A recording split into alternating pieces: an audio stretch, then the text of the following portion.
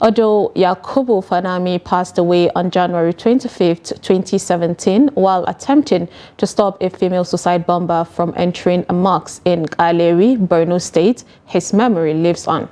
His mother and close acquaintances share their experiences of Yakubu's life and how his bravery actions impacted his community and how his memory continued to inspire hope and resilience in the face of adversity.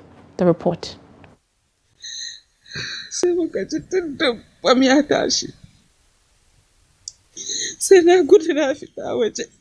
6 years after, the pain of losing her only son, who died as a teenager, still lingers for his mother. My son was a very good boy. One day, he was going to the mosque because he hardly prays in the house. On his way to pray, a congregational morning prayer, the blast engulfed him. I will continue remembering him and praying for him. When Yakubu, my son, was alive, he used to help me a lot even as a student. Yakubu Fanami was a student in SS1 at Darussalam Islamic Academy in Maiduguri. His director speaks on Yakubu's character and academic performance during his time at the academy. Late Yakubu Fanami was an average student actually, very jovial and friendly, and very punctual, and always at the forefront of sport activities in the school. He was like a normal child, a happy child. Then the next day when we came, they told us that Yakubu was late. I was saying, what happened to that boy? They said that day he went around, even the nanny saw him that day moving with my son. So the next day it was very sad for us. That day we could not even teach very well.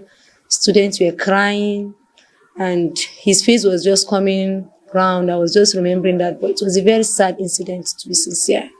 I was just sleeping when they knocked our house. They said they are looking for Abdul Jabbar. I just came out. The first thing I saw, the first person was crying. That is in person of Abandos. He was crying. He told me that your friend is gone. I said, what? We just met yesterday, and he said he is not living in Fafa. He is going to Kaleri, his grandmother's house. I said, what happened? He said, the last night boom, it was Yaku. Then I started crying. This is the mosque where the incident happened. These two men are witnesses. Yakubu was one of our very first members that was in charge of maintaining this mosque. When the Boko Haram crisis was very high and the bomb blast was rampant, at exactly 4 a.m., our caller saw one lady close to the mosque, and she was approaching the mosque as fast as she could, and she was behaving very strange. She was the one that carried the bomb, and Yakubu was the first to reach where she was, and the bomb exploded with him. He died at the process. That is how the whole people in the mosque started running sporadically. At that night, the bomber was wearing a red veil. And Malam Yakubu asked me to check the lady that was approaching. So while she was unable to speak, Yakubu tried to chase her. That was when she exploded the bomb. I got injured, but I survived the incident after spending 3 months in the hospital. Yakubu Fanami represents the power of courage, selflessness, compassion, and the profound impact that one individual can have on a community and the world.